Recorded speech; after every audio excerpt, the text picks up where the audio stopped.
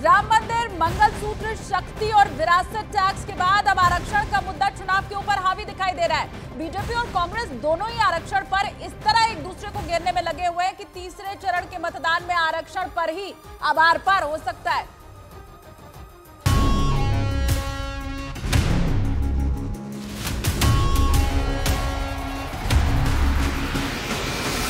ये शाहजादे और उनकी चौकड़ी बाबा साहब आम्बेडकर की पीठ में छुरा भोंक रही है।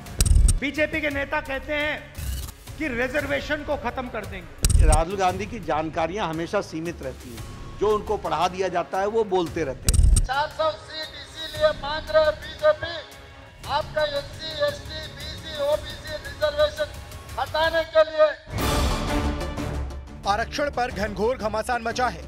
हर नेता के मुंह पर आरक्षण शब्द चढ़ा हुआ है।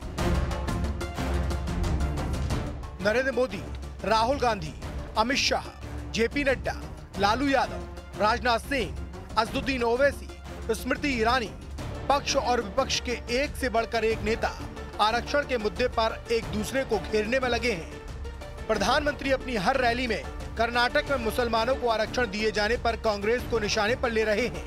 तेलंगाना की रैली में प्रधानमंत्री ने दो टूक कहा कि कांग्रेस ने सिर्फ अपने मुस्लिम वोट बैंक को मजबूत करने के लिए कर्नाटक में धर्म के नाम पर आरक्षण देकर बाबा साहब अंबेडकर की पीठ में छुरा घोंपा है। कांग्रेस वाले सुन ले, उनके चट्टे बट्टे सुन ले, उनकी पूरी जमात सुन ले, जब तक मोदी जिंदा है मैं दलितों का आरक्षण, आदिवासियों का आरक्षण, OBC का आरक्षण, मुसलमानों को धर्म के आधार पर नहीं देने दूंगा, नहीं देने दूंगा, नहीं देने दूंगा। कर्नाटक में मुसलमानों को OBC कोटे के तहत आरक्षण मिलता है। इसी बात पर प्रधानमंत्री कांग्रेस पर आक्रामक हैं। मगर ये आरक्षण आज से नहीं, 3 दशकों से लागू है।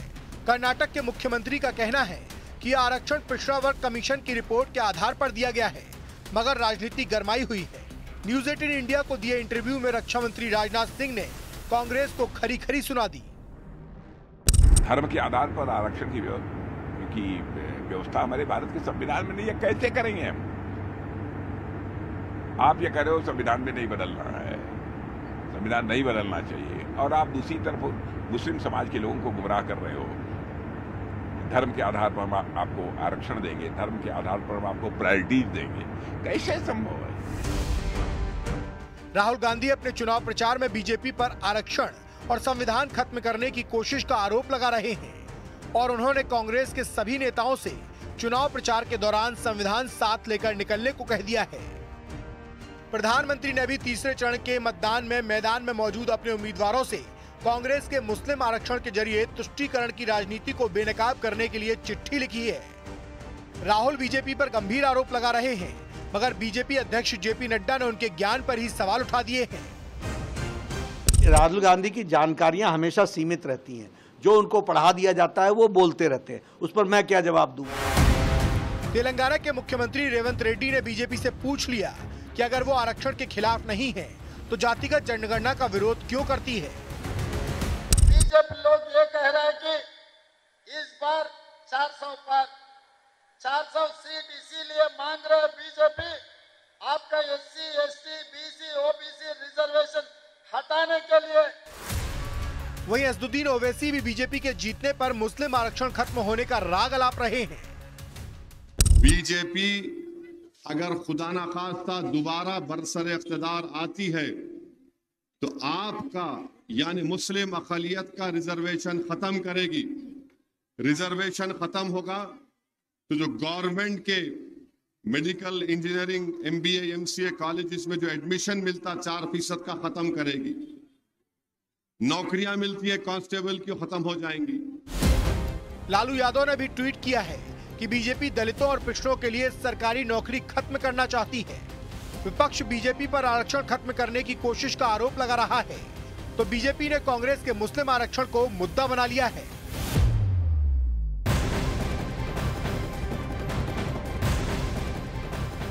कर्नाटक के सेक्स स्कैंडल केस में पूर्व प्रधानमंत्री एचडी देवेगौड़ा के पोते और जेडीएस नेता प्रज्वल रेवन्ना का नाम सामने आने के बाद सियासी संग्राम तेज हो गया है। कर्नाटक की आसन सीट से सांसद प्रज्वल रेवन्ना अब भी फरार है, वो देश में नहीं है। मामला बढ़ने पर पार्टी ने उन्हें सस्पेंड तो कर दिया है, लेकिन इस पूरे मामले में जेडीएस नेता और रेवन्ना के चाचा एचडी कुमारस्वामी ने कर्नाटक के उप मुख्यमंत्री डीके शिवकुमार को ही अब कटघरे में खड़ा कर दिया है। डीके शिवकुमार ने भी कुमारस्वामी के ऊपर पलटवार किया है। उधर कर्नाटक में जेडीएस की सहयोगी बीजेपी के नेता और केंद्रीय गृह मंत्री अमित शाह ने कर्नाटक की कांग्रेस सरकार पर सवाल उठाए हैं कि आखिर कार्रवाई क्यों नहीं की जा रही।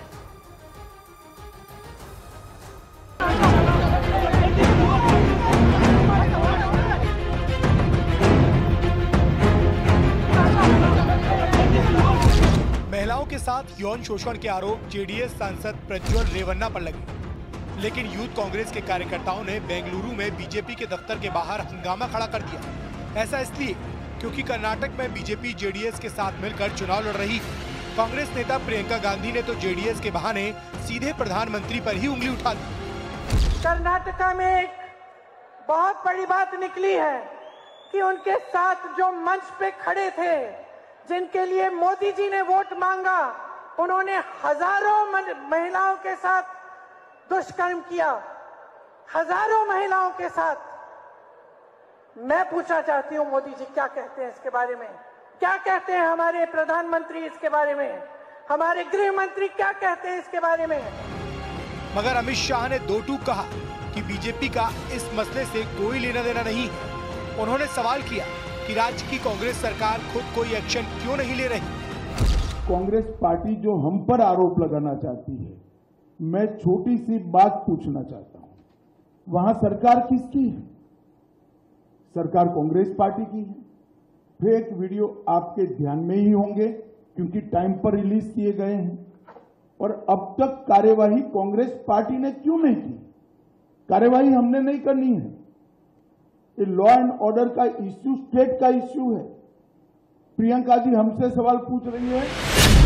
प्रज्वल रेवन्ना पूर्व प्रधानमंत्री एचडी देवेगौड़ा के पोते हैं। वो कर्नाटक के हासन से सांसद हैं और इस बार भी वो वहीं से चुनाव लड़ रहे हैं। ये मामला सामने आया 24 अप्रैल को, जब सेक्स स्कैंडल से जुड़े वीडियो वायरल हुए। राज्य महिला आयोग को शिकायत के साथ एक पेन ड्राइव भी मिली, जिसमें करीब 3000 अश्लील वीडियो थे। इस दौरान रेवन्ना के घर काम करने वाली महिला ने भी उनके खिलाफ शिकायत दर्ज करवा दी। इस वजह से जेडीएस ने प्रज्वल रेवन्ना को पार्टी से निलंबित कर दिया। मगर इस पूरे मामले के पीछे राज्य के उप मुख्यमंत्री डीके शिवकुमार का हाथ बताया। Only yesterday in our electronic media, one channel, he exposed, he spoken with that media, he disclosed that cassette was handed over to Deputy Chief Minister before I think 2 or 3 months back. So do you think DK Shivakumar is responsible behind this? He is the main. If anything moral right is there with Siddaramaiah, he is an advocate, not only a Chief Minister. If any responsibility is there, he must dismiss this man. मगर DK Shivkumar ने इस case से अपना पल्ला झाड़ लिया। No one in Karnataka believes Mr. Kumaraswamy. Every day he changes his stand. Every day he tries to deviate things. This is his political history and his political story. BJP नेता अमित मालवीय ने भी आरोप लगाया कि डीके शिवकुमार के पास वो pen drive 3 महीने से थी, तो तब से कोई एक्शन क्यों नहीं लिया गया। हालांकि मामला सामने आने के बाद कर्नाटक सरकार ने एसआईटी बना दी है और अब मामले की जांच तेज हो गई है।